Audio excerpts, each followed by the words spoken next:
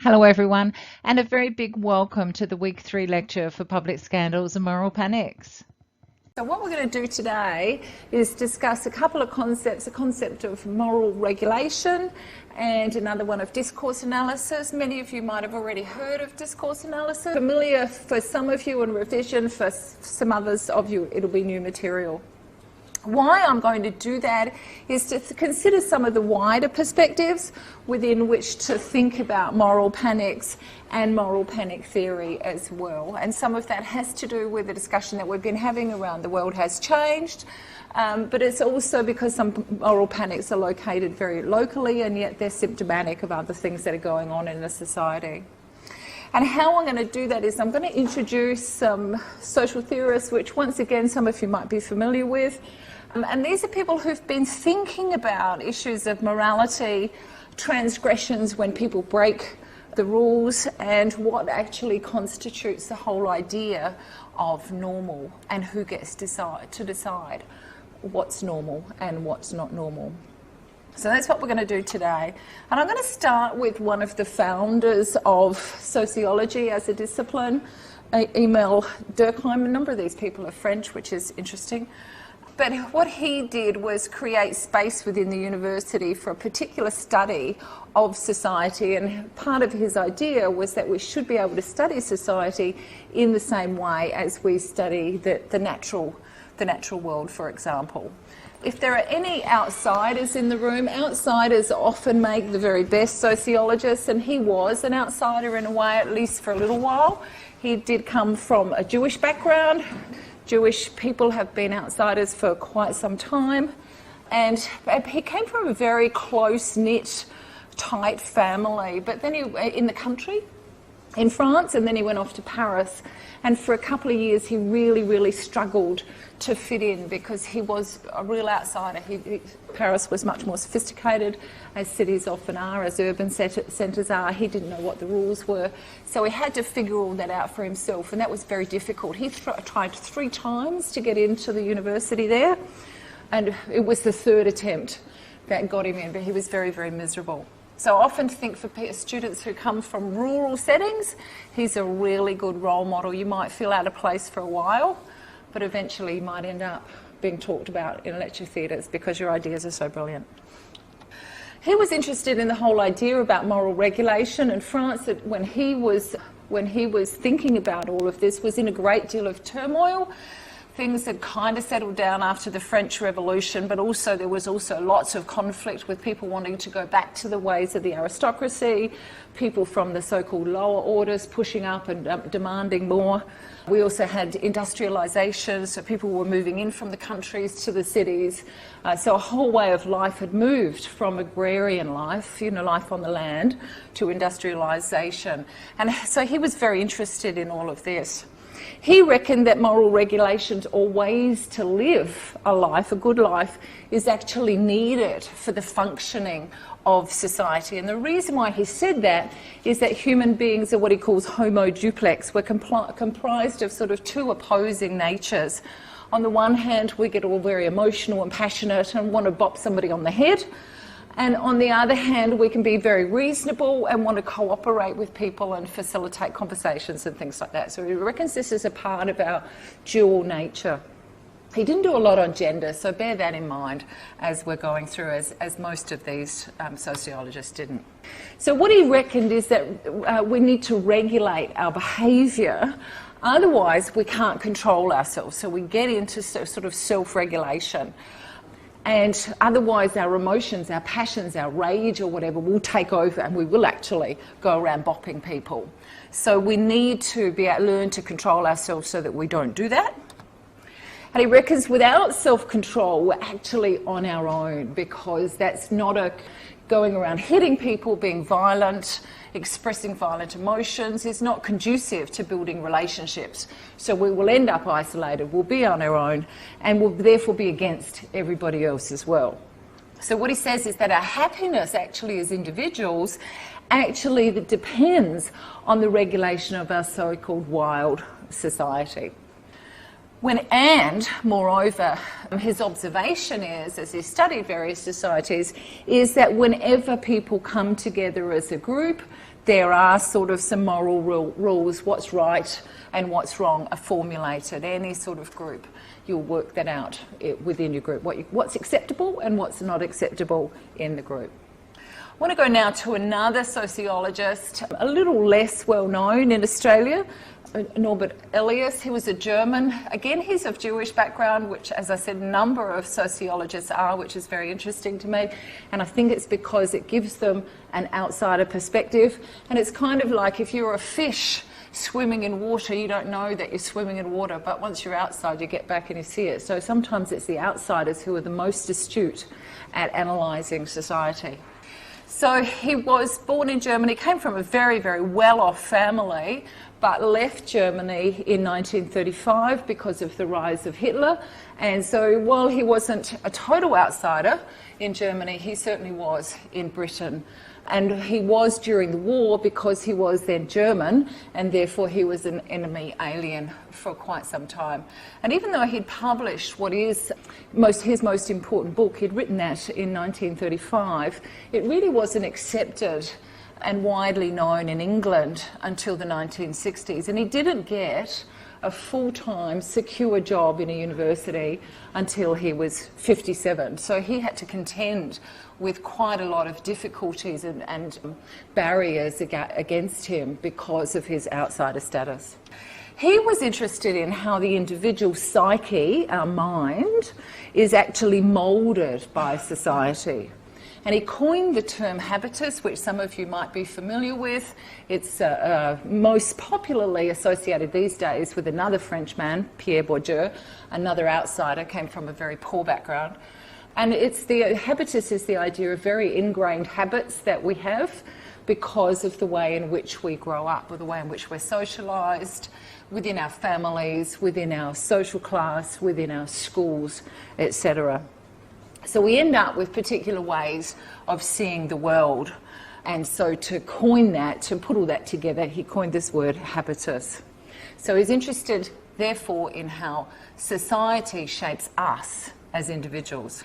What he did in his book on civilising processes was he showed how European, and remember it is European, doesn't apply more widely than that, we'd have to investigate that, it's European, how European attitudes after the medieval period, so the period from about 500 through to 1300 I think is that period, attitudes towards violence, towards sex, towards what happens to our, our bodies, our bodily functions, eating, table manners, or our ways of thinking, were gradually transformed. And they were transformed by shame and disgust. So emotions. He's very interested in the body and the emotions and how all of that plays out.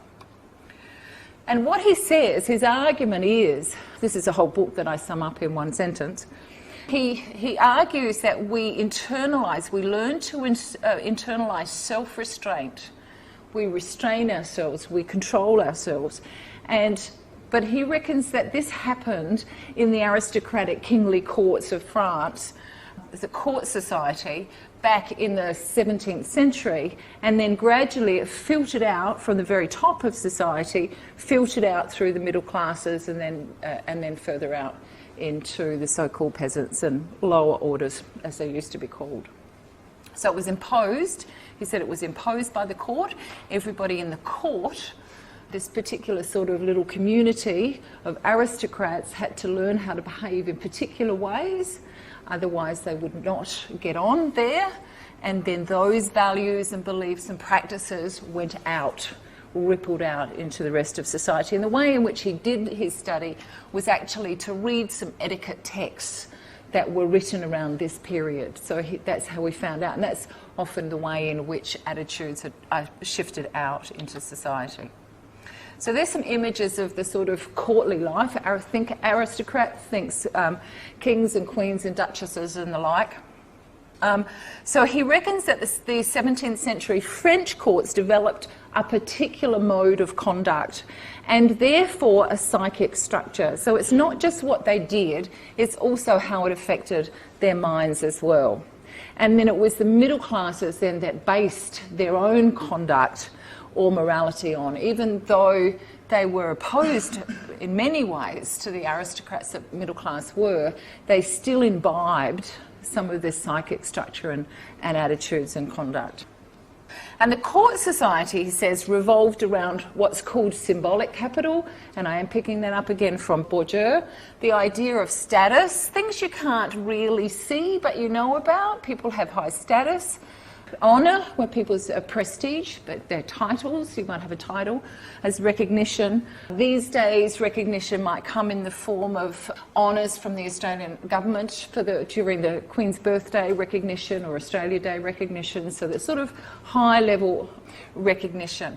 In this society, when you had that status, when you showed that you were an aristocrat and you were up high in this society, you needed to show that, you needed to display it in some way. So you would display that through, he argues, through your etiquette. It was very highly competitive, so this was a highly competitive environment. You could move up, you could be socially mobile, but you could just as easily move down as well.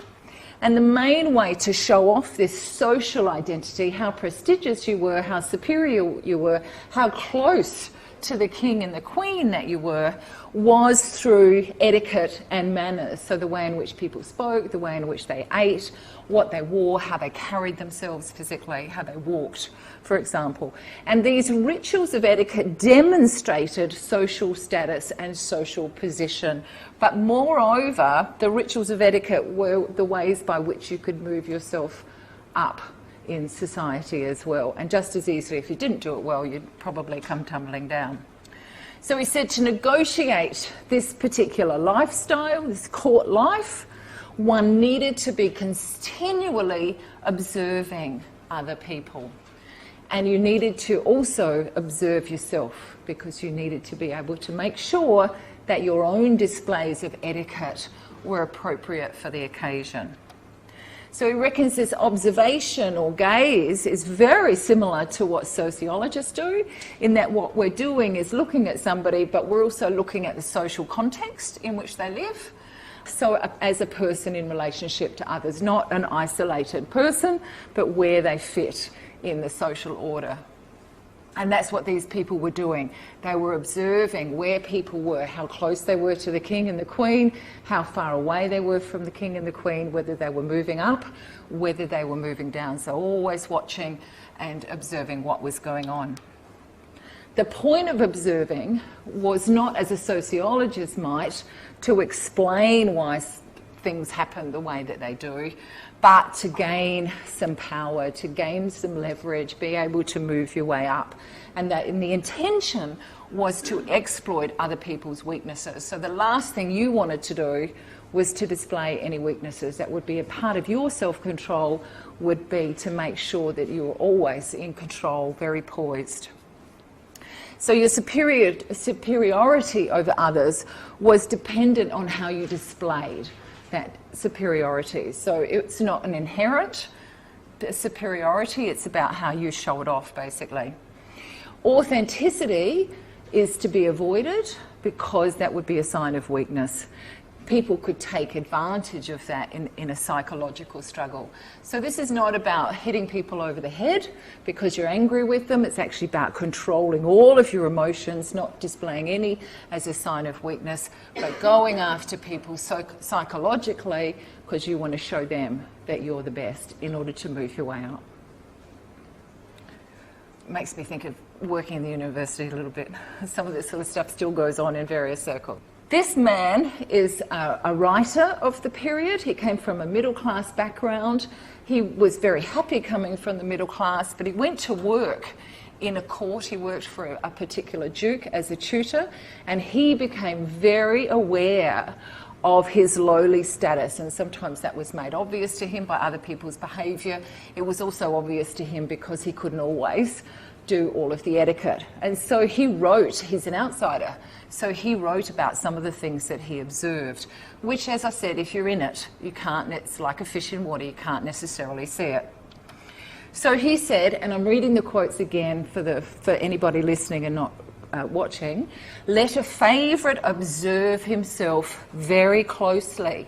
For if he keeps me waiting less than usual in his antechamber, if his face is more open, less frowning, if he listens to me more willingly or accompanies me farther to the door, I shall think he is beginning to fall, and I should be right. So people are watching these manoeuvres all of the time. He goes on to say, a man who knows the court is master of his gestures. And then, again, think about that language, think about gender, often seems to be missing. Master of his gestures, of his eyes, of his face, he is profound, impenetrable. Nobody's getting to him. You can't let people get to you, because if they know your weaknesses, they can use that against you. He dissimulates bad offences, smiles at his enemies, controls his irritation, disguises his passions, belies his heart, speaks and acts against his feelings. So feelings are out of order. You don't talk about your feelings. You're pretending the whole time that everything is okay and that you're superior. So what was once okay was no longer okay. So he goes, Norbert Elias goes back, and he reckons typical behaviour in the Middle Ages was actually very violent and unruly. So it wasn't all about this polite etiquette that was in the 19th century. Earlier than that, no, very, very much subject to far more mild social control.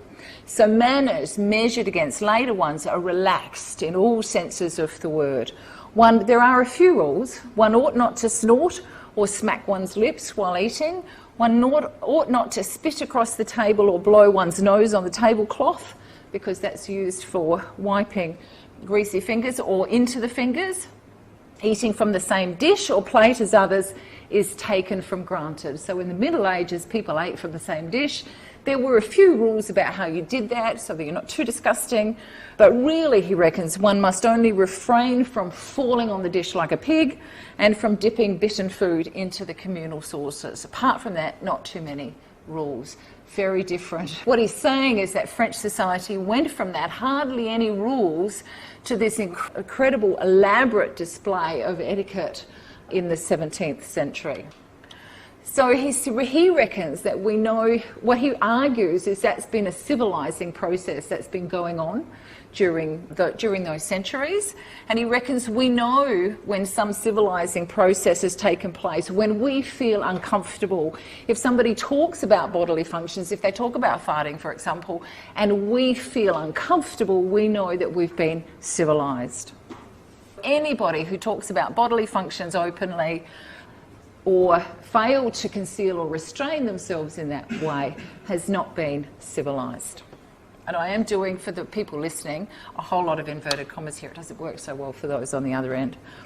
So he reckons that medieval society was more instinctual. We kind of went with our what many people call our animal nature. It was much more violent. Again, he's not doing a gender analysis of this. I'd be interested to do that. He reckons there were unimaginable emotional outbursts in which, with rare exceptions, everyone who is able abandons himself to the extreme pleasures of ferocity, murder, torture, destruction and sadism. Has anybody ever had a really bad temper tantrum? Gone off the handle, been enraged? It's kind of like everybody doing that all of the time. So it's like that 2-year-old going on forever. But gradually, he said, slowly the code of behaviour changes and becomes much more strict and more considerate of others. So we're not considering somebody else when we're bopping them over the head. We don't care about that. We're just expressing our own feelings. And this, he reckons, is the beginning of observation. Observations of ourselves and observations of others. And people mould themselves, he reckons, and we are moulded much more deliberately in the 17th century than in the Middle Ages. And behaviour is affected from, as I said before, from the court outwards, restraint increasingly exercised by all. And he reckons it doesn't need force because it's internalised. We learn how to do this and we learn how to control ourselves, and nobody needs to force us. So what he did was go back to etiquette guides and see how people learn how to behave. We went from, imagine that communal table where everybody would eat as long as they weren't too disgusting, to having separate plates and a whole lot of knives and forks, and sometimes these are coded as well. So you were signalling to other people, the servants for example back then, whether you finished or not, or whether you didn't like the meal. Okay, I want to now go back to Durkheim, where I started, and we had the French Revolution happen. So some of those aristocrats who were busy pouncing around, showing off their very nice manners, actually got their heads cut off. And that occurred between 1789 and 1799, and after that there was a sort of a democratic parliament established. Durkheim goes on to say that the fundamental duty of the state, so that's that parliament, the government, the rules feeding out from there, is to persevere in calling the individual to a moral way of life. So he reckons it's now the responsibility of the state. Remember that I said it fed out from the court. Durkheim, and he's doing his writing before Norbert Elias, is kind of saying that where the state has displaced the aristocrats, it's now the state's responsibility to make sure that we're all behaving ourselves.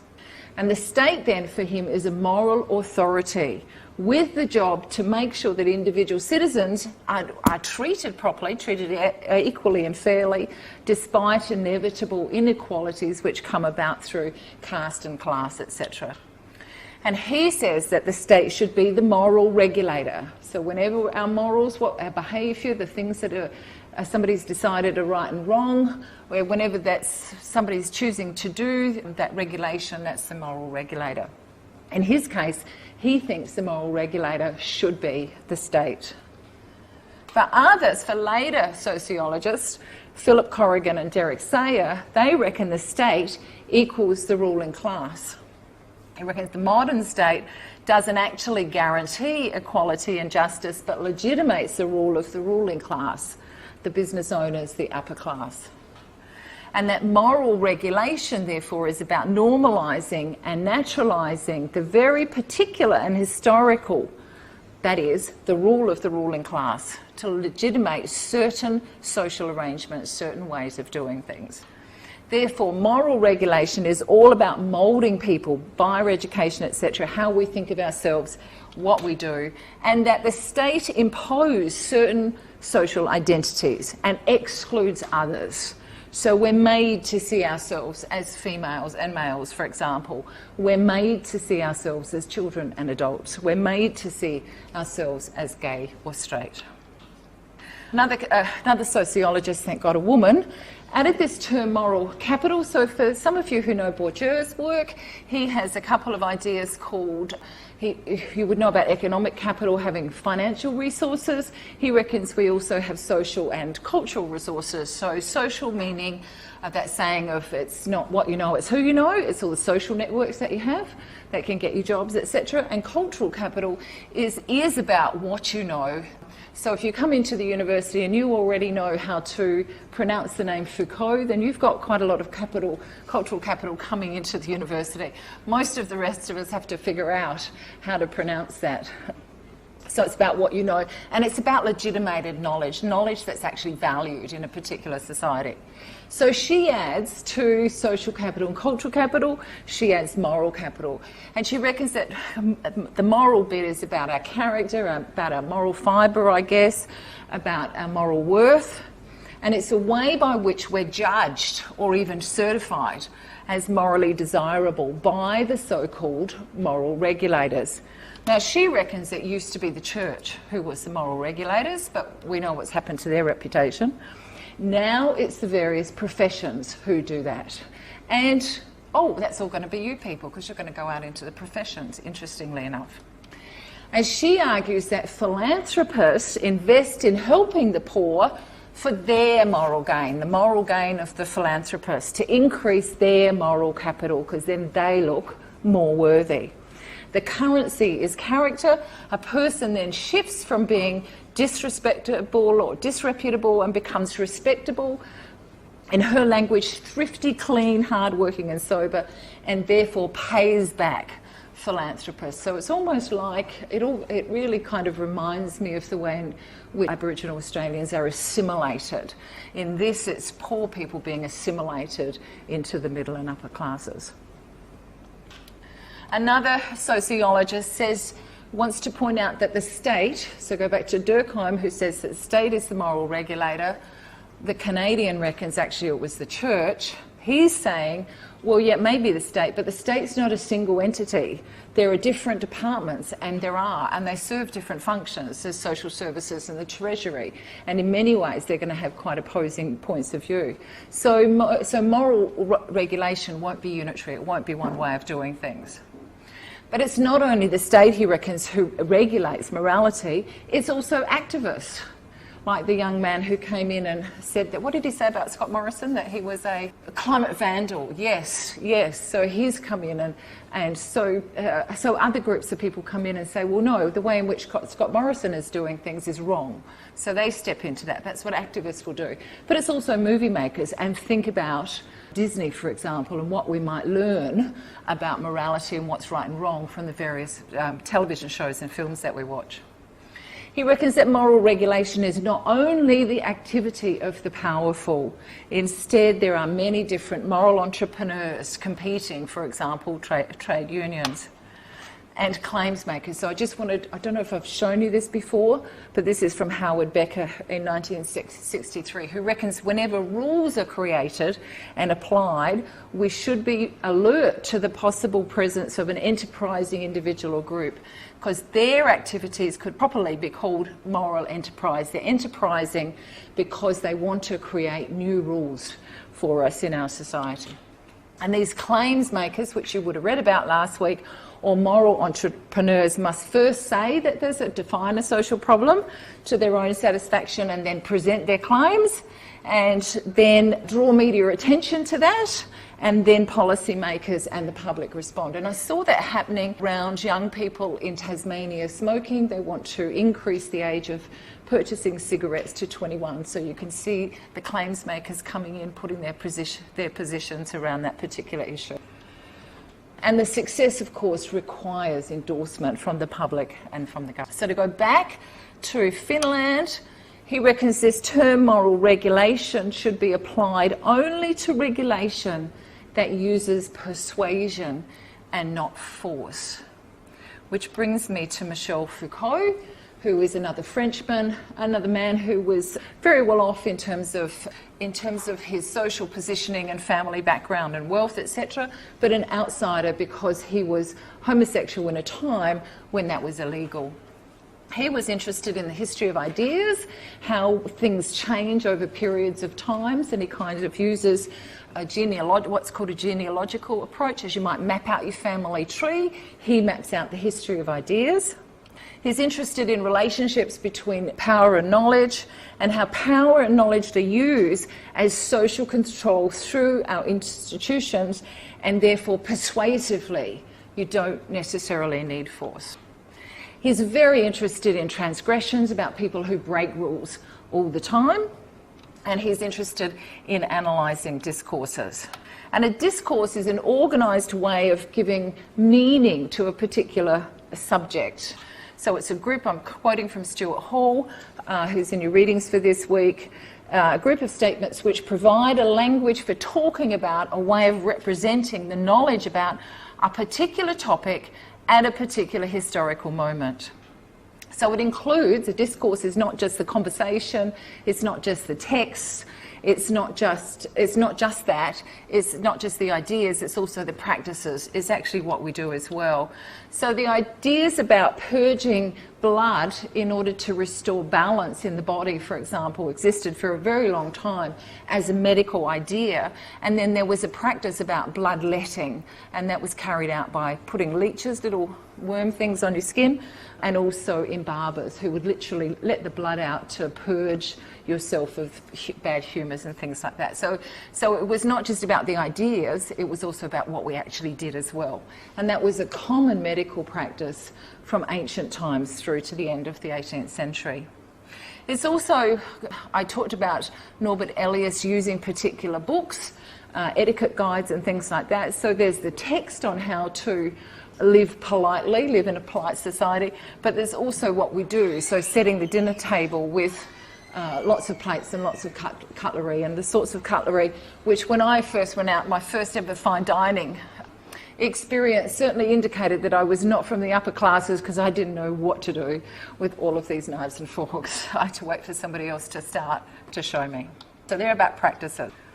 So what he says is that nothing exists, well, nothing meaningful exists outside discourse. It's not, as Stuart Hall says, it's not that everything is discursive, but that every social practice depends on and relates to meaning. So things happen, but they don't really have meaning until we start talking about it. Consequently, every social practice has a cultural or discursive conditions of their existing. There's nothing really inherently bad or otherwise, say, for example, somebody farting, until we start talking about it and decide that that's impolite. We shouldn't be doing it.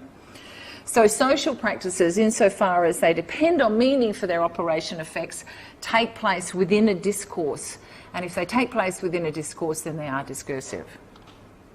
He was very interested in norms, social norms, the human conduct that's guided by particular ways of doing, standard ways of doing things, the rules for doing things. And this norm or normative regulation actually makes their actions both intelligible to others and predictable. It makes it very regular. It makes it easier to create an orderly world. And I don't know whether you can remember perhaps coming into university for the first time and you don't really know what to do because you don't yet know the social norms, although you'll know some of them, like you sit out there and I stand out here, whereas a 2-year-old won't even know that social norms.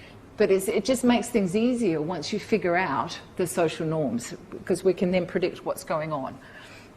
So that's what social norms are. What he's interested in, though, what he calls the dividing practices between what's seen as normal, natural, law-abiding, sane, healthy, good, what's seen as moral, versus what's seen as abnormal, unnatural, criminal, sick, sad, bad, immoral. So he's interested in those dividing lines and who decides where they exist. So I'm going to use the same-sex marriage debate that happened to do what he calls a discourse analysis, to unpack some of the discourse around that debate.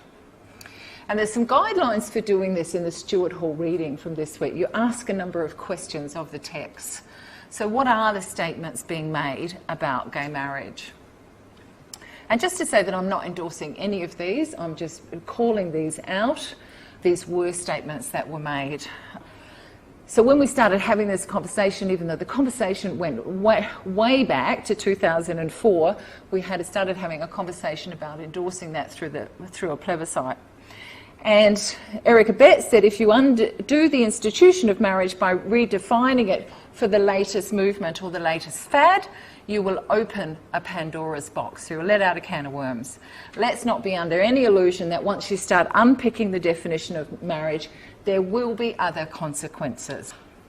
And then other people talked about these so-called other consequences. The next step, quite frankly, says Cory Bernardi, is having 3 people or 4 people that love each other being able to enter into a permanent union endorsed by society or any other type of relationship. There are even some creepy people out there, he says, who reckons it's okay to have consensual sexual relationships between humans and animals. So gay marriage has suddenly gone from not just being in this Pandora's box, but we're getting a little bit more specific now about that Pandora's box and what it's going to lead to, often known as what's called a slippery slope argument. It is something, marriage is something that evolved many centuries ago to protect women and children in a world where they were much less secure than they are now. And that's why I would be very reluctant to change things, says Tony Abbott.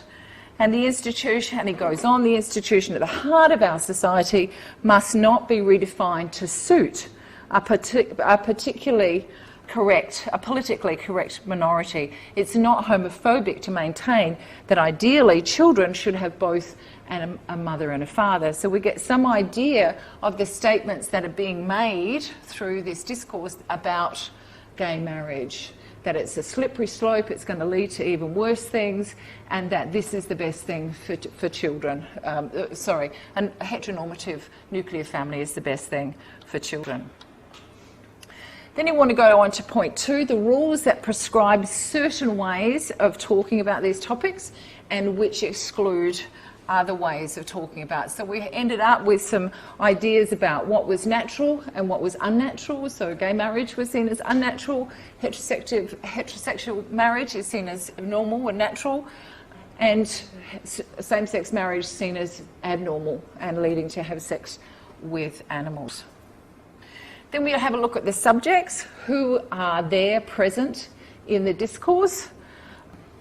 There is the idea of the heteronormative nuclear family, and that stands as the preferred way according to those other statements about gay marriage.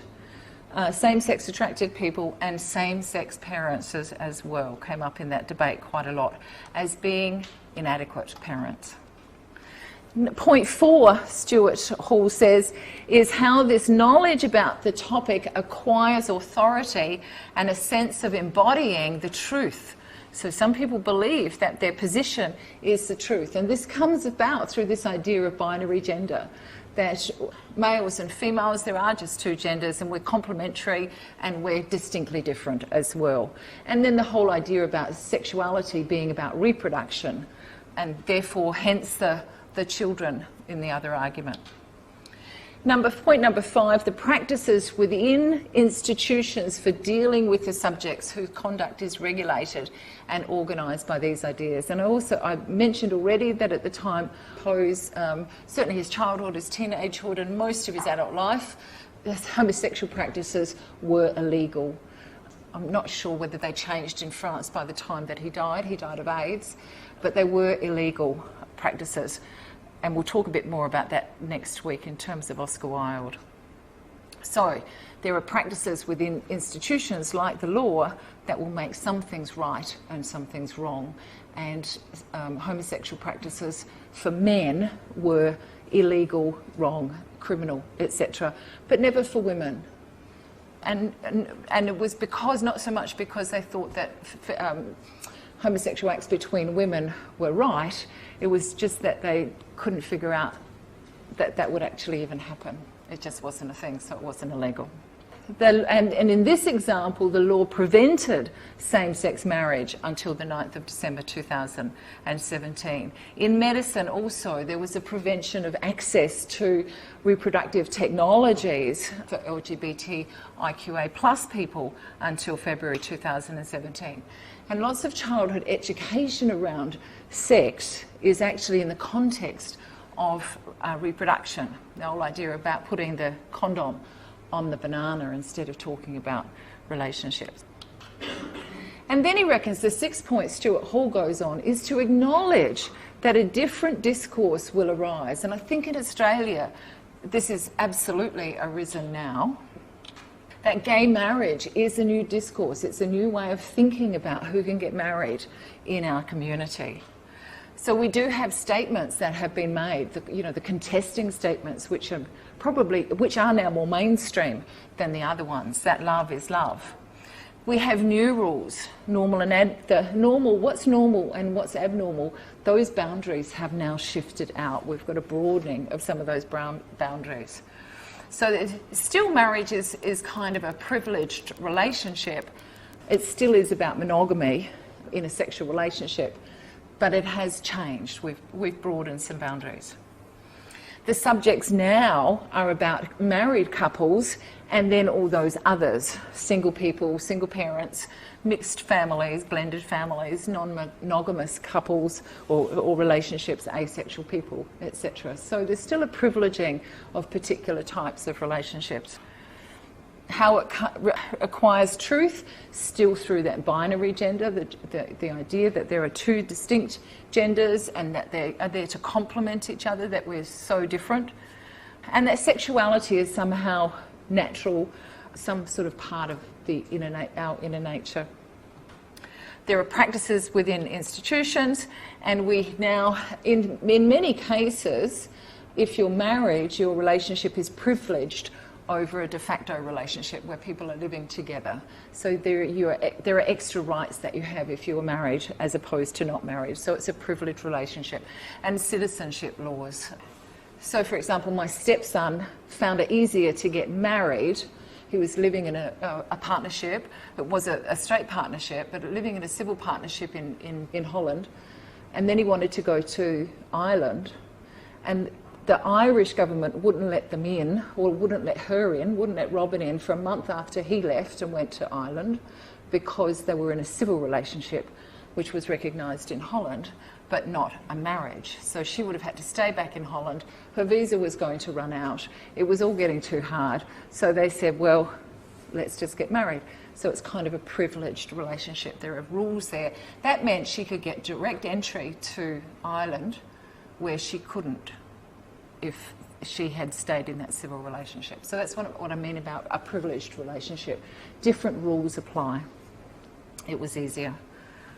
A new discourse arising. Is it possible there's a new discourse arising, for example, around why do we have marriage anyway? Why does the state want to legalise particular relationships? Something to think about. Some key points to this point: there's no meaning outside of these discourses, is what Foucault is saying. There are lots of discourses at any particular time, but they're not all equal. Some are seen as normal or natural or true. Power is about what we see as true and natural, and who gets to say what that is. And why do they get to be the ones defining that? And that's what is called this knowledge-power sort of nexus. Which discourses are more important? What's seen as normal? What's seen as natural and true? And whose interests do they serve is a really key question. So who's empowered to depict who we are and how we should be represented? These people, for example, and I'm quoting from some theorists that we looked at last week, psychiatrists and other agents of social control have authority over the way we name and discuss issues, problems and conditions, and hence what we do and think about them. So when it comes to moral panic theory, it's always obliged in the final instance to refer and contrast representation to the real. But really what Simon Watney is saying is that moral panics seem to appear and disappear, but its representation is the site of a permanent ideological struggle that's going on. And this panic merely marks the site of this ongoing struggle in kind of this, to define what are universal human truths. So we're always going to have moral panics because we're always trying to figure out what's right and what's wrong. And some people have the ability to make decisions and to represent us in particular ways. And so what he reckons is that the same-sex marriage debate was not a moral panic at all, but this struggle that we were having in the community over a normative definition of marriage.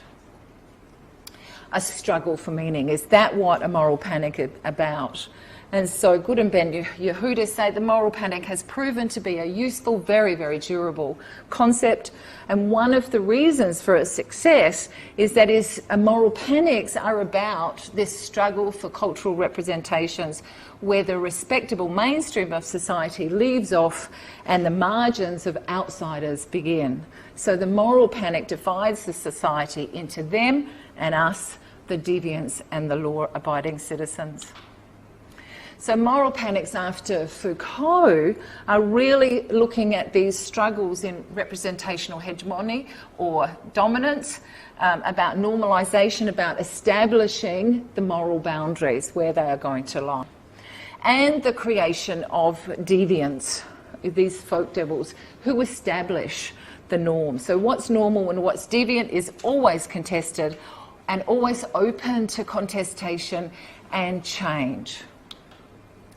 So moral panics is moral regulation. It's a form of, for these particular sociologists, moral panic is a form of moral regulation. They show how panic episodes come and go and contribute toward the producing, reproduction and transformation of the moral codes that we live by. It's a long-term process, as Norbert Eliot looked at, and its intention is to encourage us to internalise, to make ourselves, control ourselves, self-regulate ourselves, internalise codes of conduct. And moral panics can also be seen as a form of complaint, which would explain some of the anger and then the punitive response to them, because they're moral transgressions that have actually already happened. That's why people are complaining and noticing about things that are going on. In summary, one way to think about moral panics is part of a larger process of ongoing social organisation or moral regulation in the community. And it is a long-term and it is an ongoing process, and you can witness that just using that one example of same-sex marriage debate. Over a long period of time we've had that debate, we've had lots of panics about it, and finally we've changed the rules, and really Australian society, largely the mainstream, says it's really not an issue who you get married to now.